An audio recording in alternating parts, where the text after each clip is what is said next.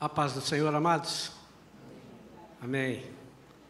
Estou aqui lutando contra essa virose. Hoje está fazendo 28 dias, né? Estava quase bom. Agora a gente já está no antibiótico. Mas graças a Deus, estou melhor. Essa semana foi uma semana um pouco mais difícil. E na quinta-feira eu terminei a mensagem de hoje à noite e senti que tinha que ir para casa, que estava com febre. E falei, e a Débora disse, pastor, o senhor tem que ir. Eu falei, mas eu tenho que preparar a mensagem agora, é domingo de manhã. O senhor não está em condição. Eu falei, não estava em...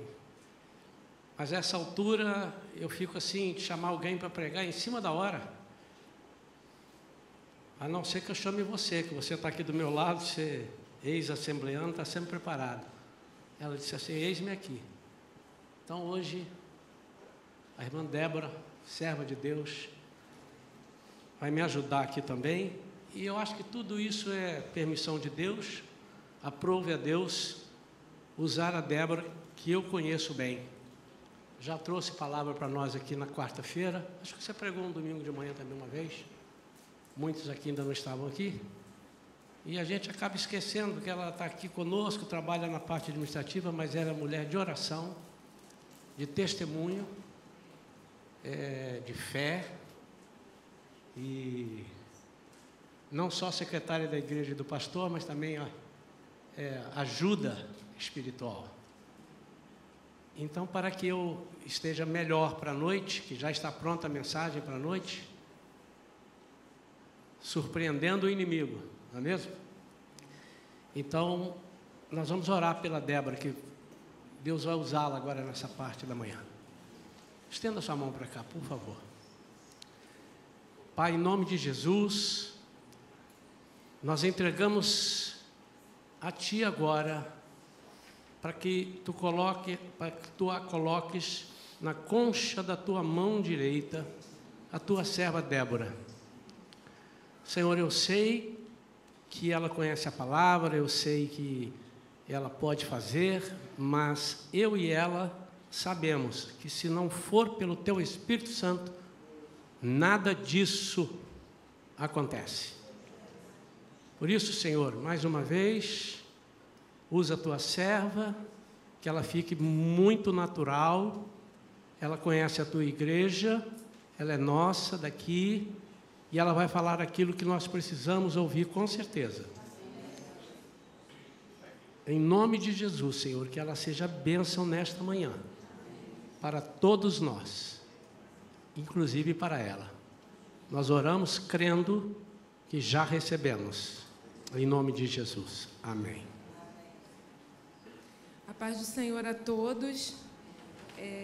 A gente fica sempre nervosa, né? Mas como o pastor falou, é o Espírito Santo, eu me coloco como instrumento para que o Espírito Santo fale através de mim. E eis-me aqui, né? Nós estamos todos aqui para servir, então estamos à disposição do Senhor. E quando o pastor falou para mim, aí eu falei, Senhor, o que eu vou falar? E aí Deus me trouxe uma palavra, né, na memória. E eu acredito que é uma palavra que vai vir de encontro à nossa necessidade, ao que a Igreja do Senhor precisa. Antes eu queria falar a respeito de mencionar um assunto que eu li num livro, do pastor Hernandes Dias Lopes, Voando nas Alturas. Isso eu vou dar uma introdução da minha pregação. E nesse livro ele fala sobre a águia. E em um dos capítulos ele fala, né, sobre a águia, e ele diz o seguinte: a duração de vida da águia são 70 anos. Quando ela chega na metade dessa vida, que são 35 anos, ela já está cansada, ela está envelhecida, e com esse tempo, nas garras dela, né, cria-se uma crosta. No bico também, onde que ela se alimenta, né? As garras, ela pega o alimento, que ela voa alto, ela tem uma visão muito boa, ela pega o alimento e com o bico ela come, né? Então, com o tempo, essas garras criam uma crosta no bico, as penas dela se envelhecem e fazendo com que ela não tenha mais força para voar, e ela tem duas opções: ou ela luta para sobreviver, né? Ela luta pela vida, ou ela se entrega e morre. E aí ele conta o seguinte, que quando ela luta pela vida, ela faz o seguinte: ela voa para um cume de um monte mais alto, ali ela se isola. E nesse isolamento, ela arranca todas as suas penas, de forma que ela fica sem pena, sangrando, feia, e o bico e as garras, ela se choca nas rochas a ponto de tirar aquelas crostas, né? E ali cria-se, com o tempo, parece que são 150 anos, cria-se um novo bico, né? Cria um novo bico, as garras se renovam, as penas também nascem penas novas, e ela se renova, ela vai ter uma nova vida. E trazendo essa mensagem me faz lembrar lá em Isaías 40, que fala sobre aqueles que esperam no Senhor renovarão as suas forças. E é isso que o Senhor quer para nós. Muitos de nós, ou podemos dizer todos, existem um determinado tempo na vida da gente em que a gente se sente assim, né? Se sente fraco, acha que para a gente não tem mais jeito, mas eu vim aqui nessa manhã dizer que ainda tem jeito. O Senhor não esqueceu de você, não. E o texto, Rendel até ficou no meu pé querendo um tema, aí eu falei, tá bom, Rendel, o tema vai ser águas purificadoras. E aí foi tudo sobre esse tema, mas à medida que eu fui estudando, eu falei assim, Rendel vai ficar chateado comigo, eu não vou botar águas purificadoras, não. Eu vou colocar como o regresso. Então, esse é o tema, tá, Rendel? É águas purificadoras, o regresso. E o texto que nós vamos ler está lá em Ezequiel 47, a partir do versículo 1, do 1 ao 12.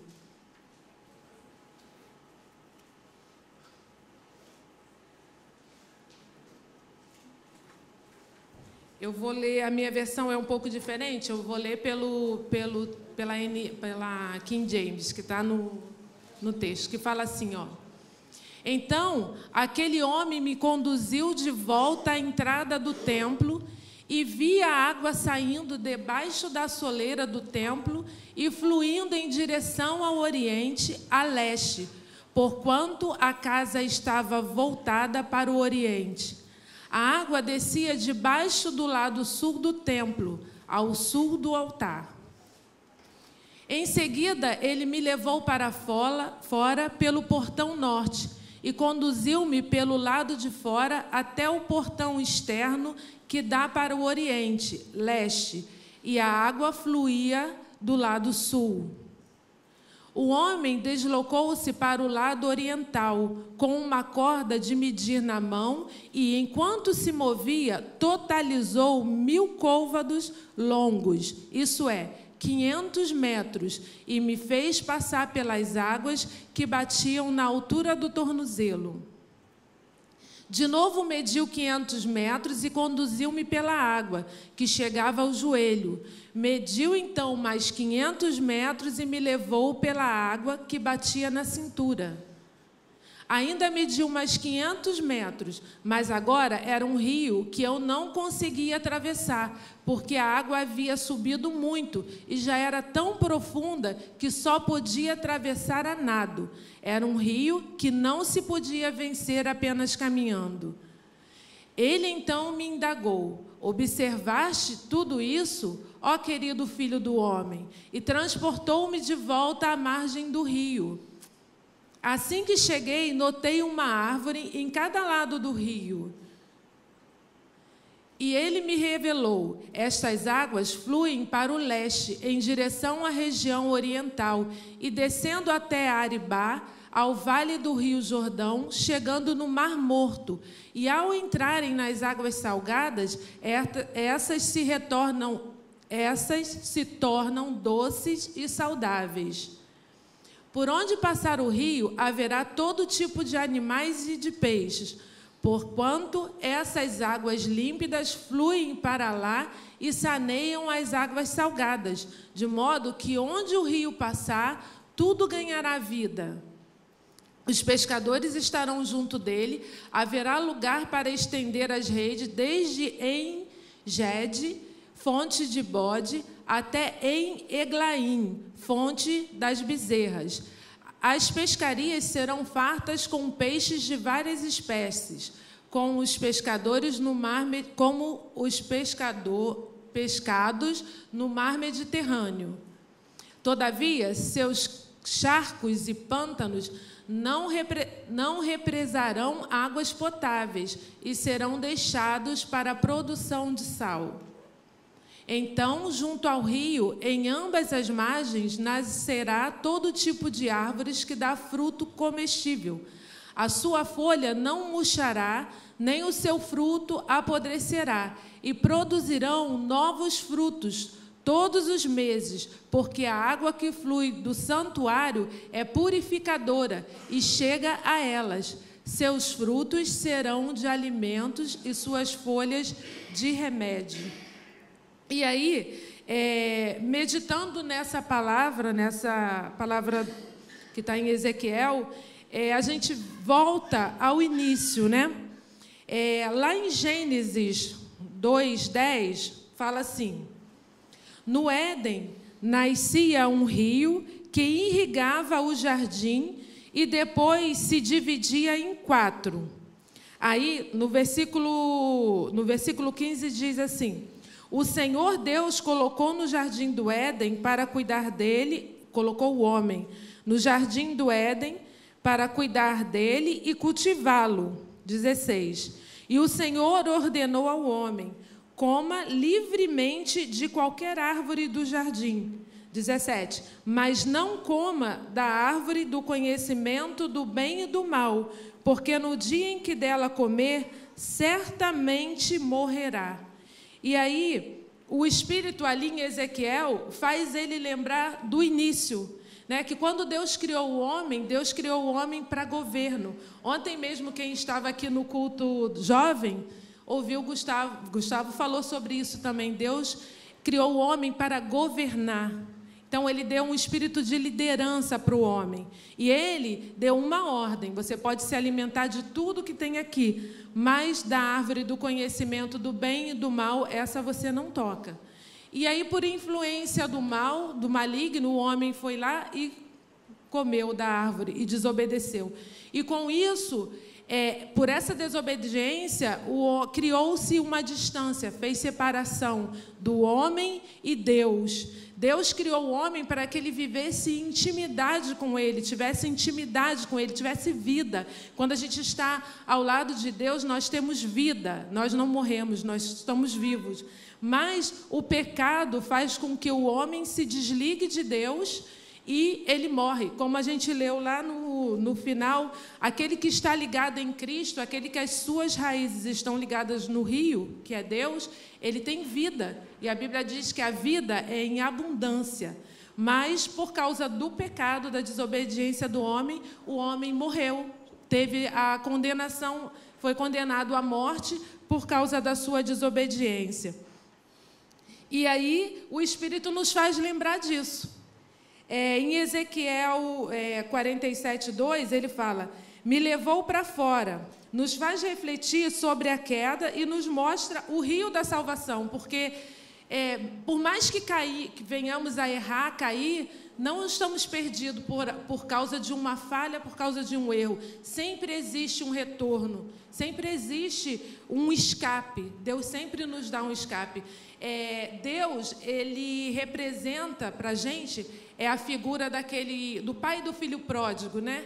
Que o filho pródigo desobedeceu e saiu, quis pegar o que era dele, a herança dele, e saiu. Só que ele viu que a escolha que ele tinha feito foi uma escolha errada, e aí ele voltou atrás. Só que a preocupação dele é que ele iria chegar e provavelmente o pai dele iria jogar na cara, né? mas eu te avisei, não era para você ter saído. A expectativa dele era essa, mas quando ele chega lá, foi totalmente diferente, a realidade foi diferente. O pai estava de braços abertos, esperando o retorno do filho, e isso o surpreendeu. E essa figura é a figura que nós temos de Deus. Nós não temos a figura daquele Deus que castiga, que depois que você pecou, você está condenado à morte, não tem mais jeito. Não, Deus está sempre com os braços abertos, esperando o teu retorno. Ele, muitas das vezes, ele está, não é que ele não vá se chegar a você, ele está na posição dele, esperando que você reconheça o seu erro e se reaproxime dele. É isso que Deus quer. Em Isaías 12:3, se refere a tirar água das fontes da salvação com alegria. Isaías fala assim, 12:3. Com o coração repleto de alegria, tirareis água pura das fontes da salvação. E em Jeremias 2:13, fala Jeremias 2:13, eu acho que eu botei. Em Jeremias fala assim, o profeta Jeremias repreendeu os israelitas por abandonarem a Deus, a fonte de água viva, e por cavarem para si mesmo as suas próprias cisternas, que não podiam reter águas. Os israelitas haviam abandonado o Deus vivo, o único que oferece vida eterna. Às vezes a gente deixa de aproveitar o rio da vida, que é Deus, né, que está à nossa disposição, para cavarmos cavernas e nos alimentarmos, para cavarmos cisternas e nos alimentarmos daquela água ali que não... que, tipo assim, não vai mudar, vai ser sempre aquela quantidade, é sempre a mesmice. E muitas das vezes, sabe o que acontece? A cisterna, quando você junta a água, mas você está sempre usando, você está sempre renovando a água da cisterna. Mas existem cisternas que as pessoas não usam mais. E quando não há mais uso, aquela água fica parada, aquela água não tem mais vida. Você vê que ela começa a criar lodo, né? Aquela água parada. Então, ela não tem mais saída, ela não tem para onde escoar, ela fica parada, ela cria lodo e ali não existe mais vida, não existe mais condições. Se você tomar uma água dessa parada, você pode até morrer, né? Você passa mal. Mas, quando você se alimenta da água da vida, que é o rio de Deus, que passa, que não cessa, é uma água corrente, é uma água que não para. Isso quer dizer que a cada dia você pode ter uma experiência diferente com Deus. Às vezes você está numa situação que você fala assim, mas Deus não fala mais comigo. Antigamente, eu era tão usada por Deus, eu passava na rua, Deus me usava para falar para alguém, ou eu tinha sempre uma palavra de vida para falar com alguém, e hoje eu não tenho mais. É como se eu tivesse morrido. Não é que você morreu, é que a água que está dentro de você está parada. E aí não cria vida, não tem como, ela tem que escoar por algum canto.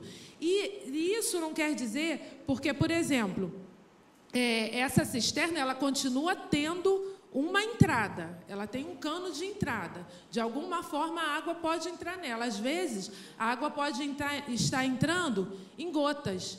Não porque Deus quer gotejar ali, digamos assim, você é a cisterna. Não que Deus queira gotejar, Deus quer transbordar.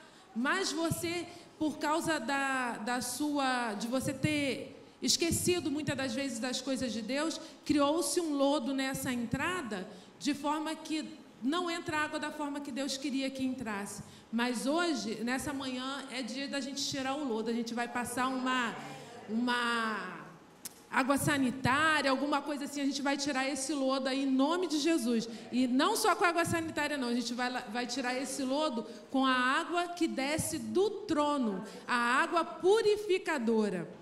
E aí, Jesus encorajou a mulher samaritana no poço a tirar a água dele, a água da vida. É a vida eterna. Essa vida não é essa vida que ele falava para ela, não é essa vida terrena, que a gente tem um tempo de vida. É uma vida eterna.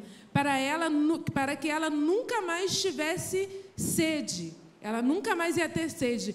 Ele estava falando da vida espiritual. Isso está lá em João 4, do 13 ao 14. Aqueles que acreditam nele, assim Jesus afirma em João 7,38, terão rios de água viva fluindo de si. Então, é o que eu estava falando. Às vezes você acha que você não tem mais aquela disposição que você tinha antes. O primeiro amor, você lembra do seu primeiro amor? Quando você aceitou a Jesus? Gente, você quer falar de Jesus para todo mundo. Você não quer guardar aquilo só para você, não. Você quer que todo mundo conheça o Jesus que transformou a sua vida. Então, você não tem tempo para falar. Você fala no ônibus, você fala na rua, você fala em todo lugar. Existem pessoas que conservam isso até hoje. Assim como a Bíblia fala em Josué e Caleb, que Caleb fala que a mesma fé que ele possuía quando ele conheceu a Deus, passaram-se 40 anos, ele ainda possuía a mesma fé. Existem pessoas que continuam, persistem.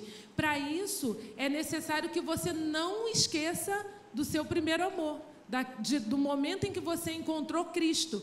E aí, como esse mesmo texto de Ezequiel fala, o conhecer a Cristo, o pastor já até pregou aqui, é crescente. Primeiro, ele fala que a água chegou até o tornozelo, né? Então, é quando você aceitou a Jesus. Depois, até o joelho, você já está tendo uma experiência maior com Deus. Depois, até as cinturas. E depois, a chegar a um nível que você não consegue mais andar. Que aí, sabe o que acontece? Existem coisas que às vezes a gente tenta fazer, é caminhar com os nossos próprios pés. Mas quando o profeta fala aqui que era um nível que ele não conseguia botar os pés no chão, ele nadava, era porque, tipo assim, fugiu do controle dele. É Deus que controla a vida dele.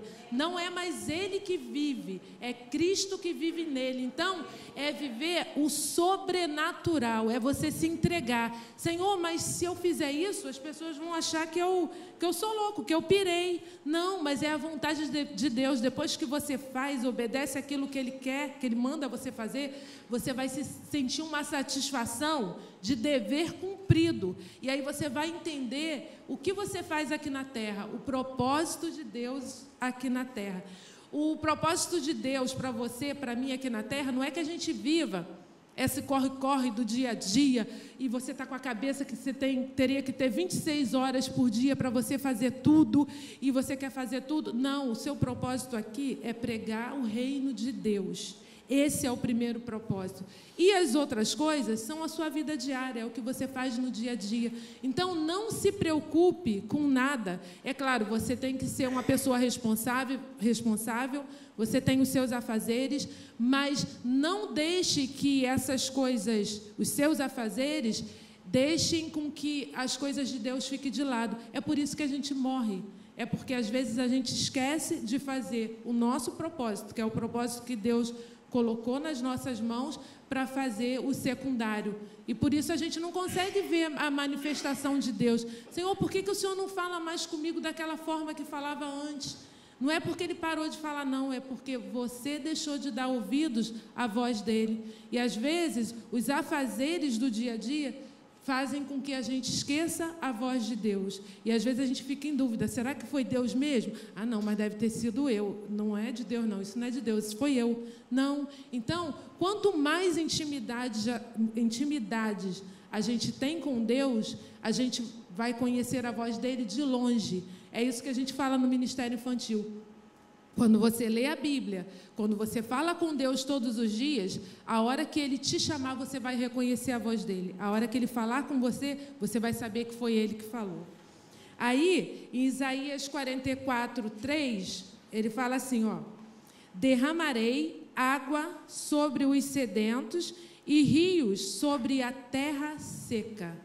Então, às vezes, existem lugares, né, que antigamente eram lugares frondosos, davam frutos, e a água, digamos lá no Nordeste, né, lugares onde não tem muita chuva, então, onde não há água, não há vida, não tem como existir vida ali, é uma terra seca. E aí, a Bíblia fala, o Senhor fala: derramarei sobre os sedentos e rios sobre a terra seca. E aí, o que a gente vê? Deus, ele vai derramar sobre os sedentos. Ele vai derramar sobre aqueles que querem. Deus, ele não é um Deus que força. Não, eu vou pegar a irmã Neuza, eu vou derramar do meu Espírito Santo, eu vou encher ela. Não, ele tem que ver nela o interesse e a necessidade de ser cheia. E por que ela quer ser cheia? Ela tem uma necessidade. Então, ele quer que parta de nós essa vontade de ser cheios, de ser transbordados por ele. Um terreno pode ser muito bom, mas não produzirá coisa alguma se não houver água. A água é indispensável à vida. As águas se dirigiam para o deserto e para o mar morto. As águas correram justamente para onde era mais necessário. Tudo foi vivificado pelas águas. Isso está lá em Ezequiel. A Bíblia fala que por onde o rio passou, tudo transformou. O que era seco, aonde não havia vida, criou-se vida através. Só o fato do rio passar por ali criou vida. Dessa forma é que age as águas purificadoras. Essas águas, a Bíblia fala que ela corria diretamente do trono de Deus. Ela não vinha de nenhum outro lugar a não ser do trono de Deus. Aí, existem várias maneiras. Essas águas, quando ela passa por um terreno, ela age de várias maneiras. A primeira, ela age silenciosamente. Lá em Isaías 8:6 fala sobre isso. A atuação do Espírito Santo de Deus no coração é silenciosa. Quando Deus, ele visita um homem, quando você está sozinho, você e Deus, você sabe quando é o Espírito Santo de Deus que está falando dentro de você. Mas para isso, como a gente falou, tem que haver essa necessidade, você tem que buscar isso para você. Ela age em oculto. Deus age no coração do homem, transformando vida. Não existe a possibilidade de Deus passar pela sua vida, te transformar hoje e amanhã você está do mesmo jeito. Então, isso não foi uma transformação. Isso aí foi, de repente, uma experiência que você teve com Deus, uma experiência forte, mas por sua causa, não por causa de Deus, não houve uma transformação genuína. Então, Deus, ele age em oculto e age progressivamente. À medida que o rio ia fluindo, mais profunda se tornava as águas. E aí, como eu falei no início, eu falei agora há pouco, quando as águas se tornaram mais profundas, ele não conseguia pisar no chão, que ele vivia o sobrenatural de Deus. A gente, quando segue lá, volta lá para o início, quando Deus criou o homem, eu lembro muito bem da Vivian. Eu vou dar só falar sobre raízes. E aí, quando Deus criou o homem, ele fez tudo perfeito, ele fez a criação perfeita. E quando ele cria o homem, ele fala assim: eis que tudo é muito bom. Então, ele criou o homem, foi para a perfeição. Ele fez o homem, essa fase aqui que o profeta Ezequiel diz que era fundo, que só podia seguir a nado. Eu acredito que quando Deus criou o homem, ele só nadava. Era a experiência com Deus dele, era só nado, porque eram experiências sobrenaturais. E isso é que Deus quer que nós busquemos hoje.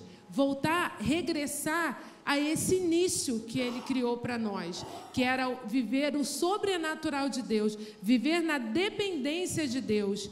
Ele age também eficazmente. Os resultados conseguidos pelas águas foram maravilhosos. O deserto se transformou em floresta, o mar morto em viveiro de peixe.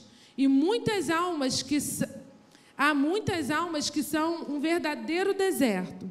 O pecado apagou toda a possibilidade de vida, mas quando o Espírito Santo age, tudo se transforma e há vida em abundância. E assim, por mais que eu fale assim, que depende da gente, né? Depende da gente buscar essa mudança, buscar essa transformação, porque quem faz essa transformação, quem faz essa mudança é o Espírito Santo de Deus. Sozinho eu não vou conseguir, eu vou precisar de ajuda. A Bíblia Deus fala assim na palavra: esforça-te que eu te ajudo. Então, você tem que dar o primeiro passo, você tem que mostrar que você tem interesse em ter uma mudança de vida. Ah, Senhor, mas eu não consigo. Eu vou lá na igreja dia de domingo, eu escuto a palavra do pastor é uma bênção, a palavra da Viva é uma bênção. Eu vou sair de lá assim transformado. Aí, quando chega na segunda-feira, ao primeiro sinal de dificuldade, você se entrega, porque sozinho você não vai conseguir. Você precisa pedir ao Espírito Santo que te ajude todos os dias. É você acordar pela manhã e falar: Senhor, me ajuda. Sozinho eu não vou conseguir. Que o teu Espírito esteja comigo, que o seu Espírito vá comigo e me use da forma que o Senhor quer. Se você fizer isso, você vai ver que a sua vida é diferente. É assim, a gente costuma dizer que você tem que ler a Bíblia todos os dias. Não é obrigação, é necessidade de você ler a Bíblia todos os dias e falar com Deus todos os dias. Mas eu vou propor para vocês o seguinte: procure fazer isso na primeira hora da manhã, na hora que você acorda. Faça essa experiência com Deus para você ver como que seu dia vai ser diferente. Deus vai assim começar a colocar as coisas no lugar. Ele vai te ajudar a solucionar problemas que você sozinho não conseguiria. É Ele que vai te ajudar. É quando você coloca Ele em primeiro lugar. Senhor, meu primeiro alimento vai ser a Tua palavra. A primeira pessoa que eu vou falar no dia vai ser o Teu Espírito Santo. E eu te peço que o Senhor me acompanhe. Faça essa experiência para vocês verem que o dia vai ser diferente, vai começar diferente. Aí, a fonte é o próprio Deus. Dele é que corre o rio da vida. E aí, lá em João 4:10, Jesus disse à mulher samaritana que se pedisse, ele daria da água da vida. Então, é isso que o Senhor quer te pedir, quer que você faça nessa manhã. Eu não quero que você faça isso, que peça ao Senhor que te visite, que te transforme, porque eu estou falando isso. Então ela está falando, eu vou fazer. Não, eu quero que você faça para que você tenha uma vida nova em Cristo. E que tenha uma vida transformada em Cristo. Para que você não viva uma vida superficial, em que hoje você está bem, você está firme, você está... Se aparecer um aleijado, você ora, ele anda. Mas amanhã, se aparecer alguém com uma dor de cabeça, você não tem coragem de orar para pedir a Deus para que cure aquela dor de cabeça da pessoa. Deus quer que você viva uma vida em abundância. Uma vida em que o Espírito Santo de Deus habite dentro de você, a ponto das pessoas olharem para você e falar assim: nossa, aquela pessoa ali tem algo diferente. Ela, no falar, no agir dela, é algo diferente. Você não precisa nem abrir a boca para falar nada. As pessoas já olham para você, já veem o brilho do Espírito Santo, já vê Deus habitando na sua vida. Você não precisa abrir sua boca, mas ela vai ficar curiosa e ela vai querer saber por que você é assim. O que você tem? O que você tem, Lúcio? Você é diferente, você passa uma coisa boa. Aí é Deus te dando a oportunidade para falar do amor dele. Porque às vezes aquela pessoa ali está necessitada, ela quer ser igual a você. A vida dela, de repente, ela posta nas redes sociais que ela está muito feliz, que ela está alegre, mas dentro dela ela está destruída. É uma expressão falsa. Dentro dela ela precisa de Cristo, ela precisa que um rio passe dentro dela para que ela retome a vida. Porque ali ela já teve vida, mas ela vive um momento de morte. Não existe vida dentro dela. E assim, buscar a essa fonte. Jesus Cristo é a fonte. Tomar a água. Não basta conhecer a fonte, nem possuir água conosco, senão vamos tomá-la. Não basta sabermos que é oferecida gratuitamente a nós por Deus e que estão ao nosso alcance. É preciso usar o poder de Deus, tomar a água e viver de acordo com a palavra de Deus. Então, não é você que vai viver, é Jesus que vai viver em você. E por mais que você ache que vai ser difícil você ter uma mudança de vida, que você hoje vive uma vida que aparentemente não tem como mudar, não tem como voltar atrás, eu tenho uma boa notícia para você, tem como você voltar atrás sim. Hoje, aqui dentro, passa um rio que por onde ele passar, ele vai trazer vida. Tudo aquilo, aquela água parada que estava, sabe aqueles troncos que vocês, aqui em Ezequiel 47, no 11, ele fala assim, quer ver?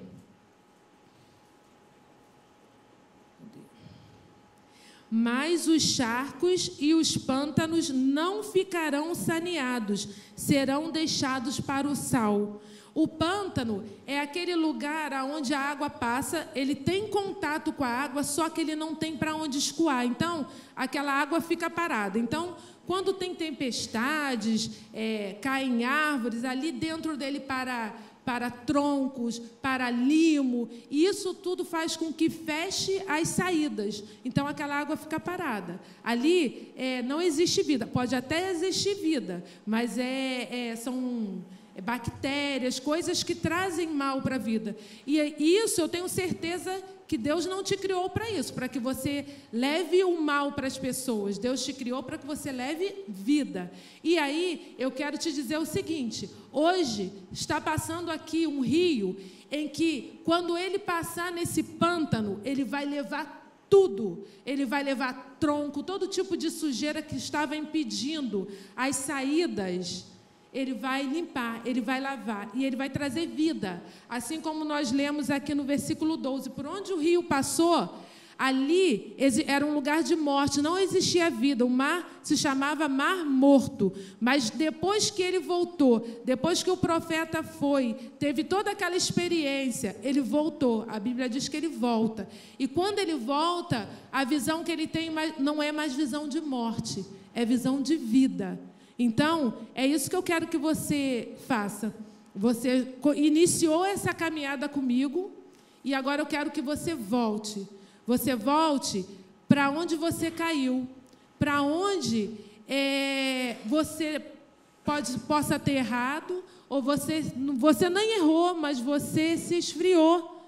Você, em determinado tempo da sua vida, você esqueceu as experiências que você teve com Deus.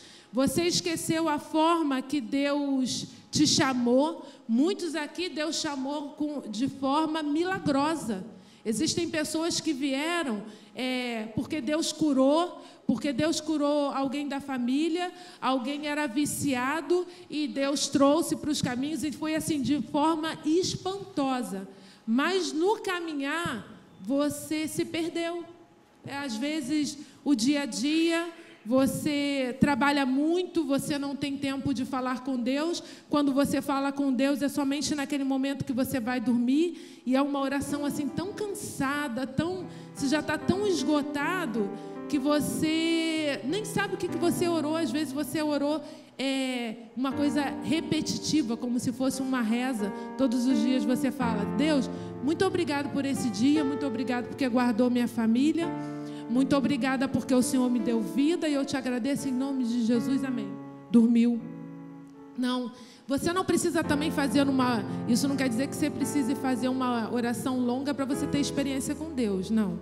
Você pode, em 2 palavras, você pode expressar para Deus o amor que você tem por Ele. Mas eu quero te chamar a você se colocar como instrumento de Deus e falar: Deus, me perdoa porque hoje eu não tive oportunidade de falar. Eu tive a oportunidade de falar para alguém e eu não falei. Eu me acovardei porque eu achei que eu não era capaz de ser usado por Ti, porque as coisas da vida me fizeram com que me afastasse de Ti, e me perdoa. Mas aí Deus está te dizendo: não, meu filho, não se preocupe, amanhã eu vou te dar uma nova chance. É só você retornar. Procura ouvir minha voz. Procura ouvir o que eu tenho falado no seu coração. Procura voltar a conhecer a minha voz desde o início, quando eu falei com você, quando você me aceitou. Eu estou aqui. Deus, Ele continua na posição dEle. Ele não mudou de lugar. E se você pensa que Deus quando você se afasta dele, ele fica chateado e vai te castigar. Deus não é assim não. Como eu falei, ele é como o pai do filho pródigo.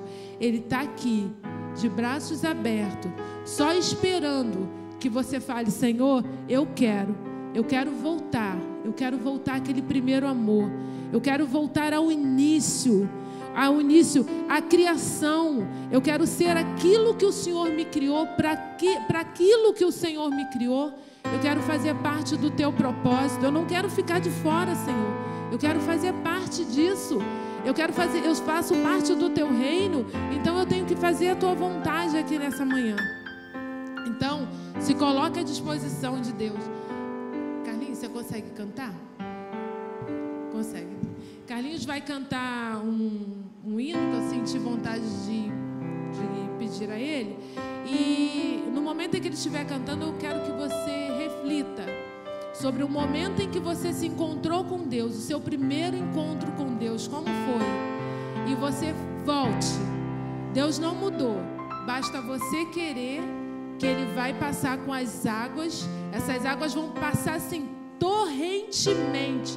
Você não vai precisar andar. Você só vai se entregar.